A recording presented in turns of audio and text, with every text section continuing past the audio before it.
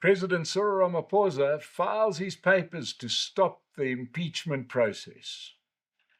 Water shedding is here, and we've got the statistics to prove it. And if you think criminal syndicates only operate in Gauteng, stick around. Here comes a story out of the Free State. Welcome to the Political Insider. This episode is brought to us by our friends at Trade Nation. If you want to trade financial instruments from anywhere around the world, including commodities, currencies, international markets, Trade Nation is the place to go to. Visit their website at tradenation.co.za and you will be quite pleased with the experience. We're getting some great feedback. You'll also see a different bottle here in front. This is Podcast Room. This is where we are recording this episode from, and you may want to consider using this studio for any of your production needs. Right, let's talk about our President Cyril Ramaphosa, who has finally filed his papers. Very, very big difference, but he's filed his papers of his objections to the impeachment outcome that we heard recently in the coming out of the Constitutional Court. I suppose, like anybody who's got a case to answer, especially in the ANC, they've got the well-trodden road. We know that certain of the ANC members have become brilliant at, and that is to, never mind justice delayed, you delay the justice, not just using your majority in parliament, because that no longer exists. But President Ramaphosa has filed his papers, and he's based his argument on the fact that Sandile Ngcobo, who was the former judge president at the Constitutional Court, doesn't understand the law as well as President Ramaphosa does. He's claimed, and he's done it in quite almost a sarcastic way, in the unlikely event that the National Assembly insists on proceeding with the impeachment process.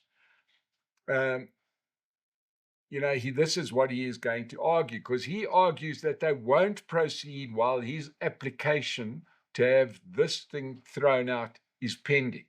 That's a big if. He says that if this happens, I shall be compelled to launch an urgent application to this court for an interdict to preclude it from doing so. So in other words, if Parliament says, well, you carry on, we're carrying on with the impeachment, he is literally going to go urgently to the Constitutional Court, objecting to their recent outcome. Okay, now this is Stalingrad 101. You go straight for the delay process. You get the whole thing mired in a court case so that everybody can't proceed until this case is heard. You kick the can far enough down the road that by the time somebody can fetch the can, you're ready to kick it further until you die, or until the politics of the country changes and you get a pardon, or better yet, a new administration comes in that does nothing about your particular legal problem. Let's not forget that Jacob Zuma was appearing in court when suddenly he became head of the ANC after Polokwane, and the next thing we know, we didn't hear about the arms deal for more than a decade, right? It's a great method to buy yourself significant amounts of time. We're not talking days or weeks, we're talking years. This is what President Ramaphosa is after, right? If Parliament, that has already formed the impeachment committee, goes ahead, there's going to be urgent papers delivered to the Constitutional Court to say, well, you can't continue until you hear my case. He argues that he has the right to review the report under the constitutional principle of legality. In other words, if you accuse a person of a crime, they've got the right to argue, against that crime. And then he also argues that the panel didn't apply when they said that there's a lot more to investigate here, and actually recommended impeachment hearings in Parliament so that Parliament could do their job. They did not apply sufficient test in weighing the info in front of it. The panel interpreted as if it was their duty to weigh in as to whether facts that were needed for further investigation was whether he was in violation of Section 96(2), Section A of the Constitution, by performing paid work outside of his official functions. He said they needs investigation, but this wasn't what they were meant to be doing. He also questioned whether they said he had exposed himself as the president to a conflict between his official responsibilities and his private business. This is starting to become quite a big deal because it doesn't help that President Ramaphosa, as president, told a gathered audience, listen, I'm a farmer, I do the business of farming, blah, blah, blah. I'm such a great farmer. Even, to be fair, he's a great farmer. He sold cattle that he never had to deliver. I mean, that's brilliant. If you can sell a product you don't have to deliver on, you must be pretty good at your job. But by doing this, he has violated part of the Constitution that says that the president may not be conflicted. They basically can't do two jobs at once. So it's going to be very, very, very interesting to see how this one goes, right? Because, he's got some cases to answer. He's got a case to answer as to whether, he gave instructions to the head of his security detail to investigate the burglary at Phala Phala, which seems to have emerged in the IPID report, instead of reporting the crime in terms of Section 34(1) of the Prevention of and Combating of Corrupt Activities Act. Basically, you've got to report the crime. And he has exposed himself to a conflict between his official responsibilities as a president and as a private citizen who can happily go on with his business. A president is not like you and I. If you are somebody that wants to do something nefarious, like, let's say, I don't know, get money out of Eskom, or, ransack Transnet, or deliver trains that are too big for tunnels, you would like to have the president on your side. And, perhaps if you're a country that wants to get the president to take another country to the International Court of Justice, it might be good having the president on your side. That's why the president shouldn't be conflicted, right? And it's all of those kind of things that means that the president should not be in business while he's the president. According to Cyril's papers, the correct and more stringent test was whether there was sufficient evidence to warrant an impeachment process.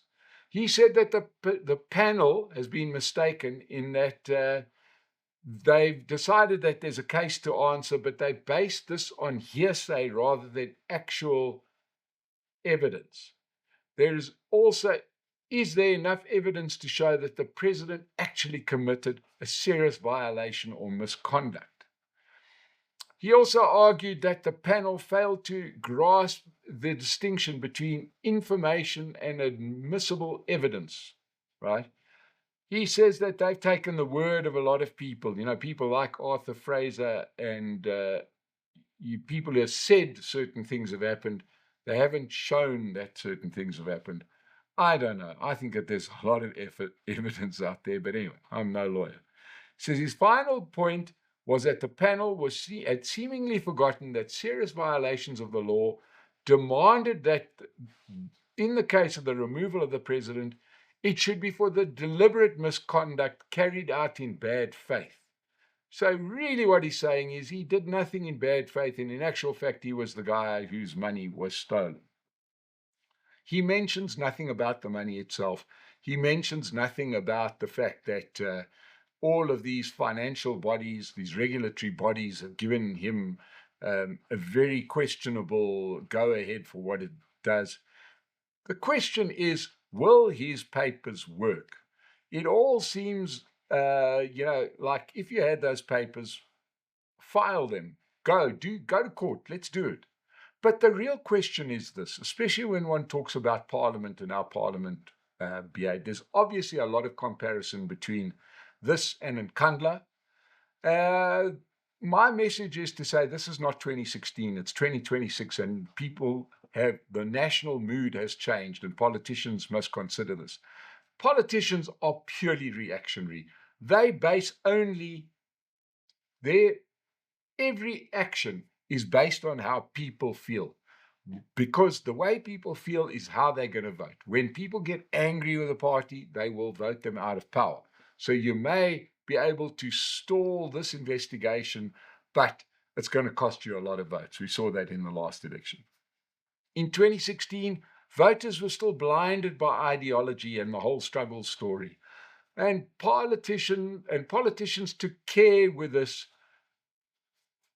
to kill it with their untrammeled looting and lack of service delivery, right? So President Ramaphosa, in my estimation, is just trying to delay this process until after the local government election, in which case he'll be told to answer the case and then he will resign.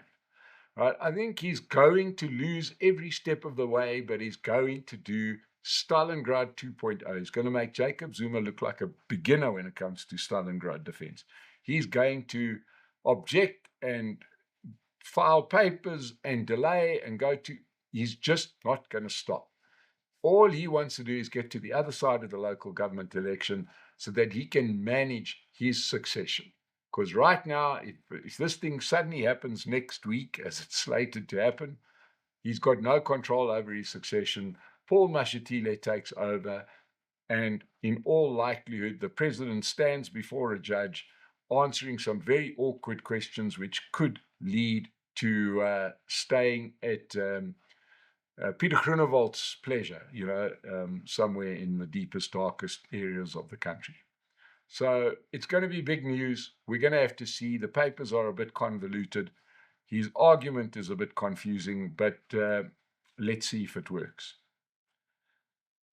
Nothing displays the failure of the ANC in local government more than the destruction of South Africa's complex and well-established water infrastructure, especially in the north of the country where water comes through from long distances and all sorts of things.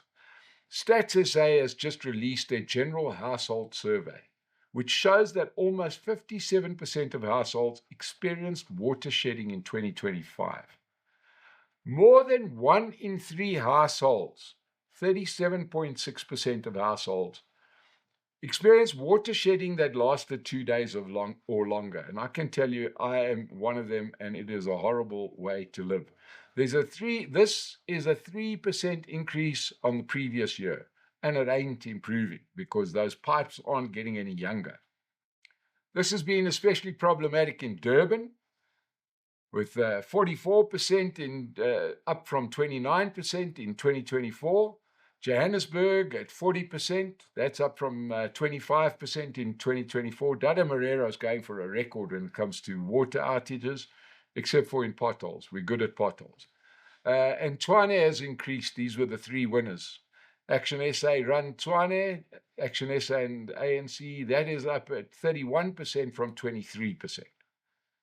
Durban losing 670 million litres of water per day. 670 million litres per day. That's 21 million litres per month.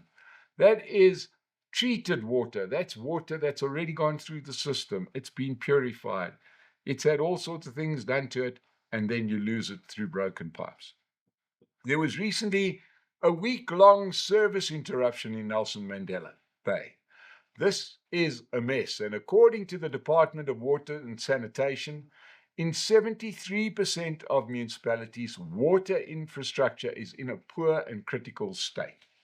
Now, the big question is whether these local governments will spend the money on fixing the water infrastructure or buying themselves a new German luxury sedan.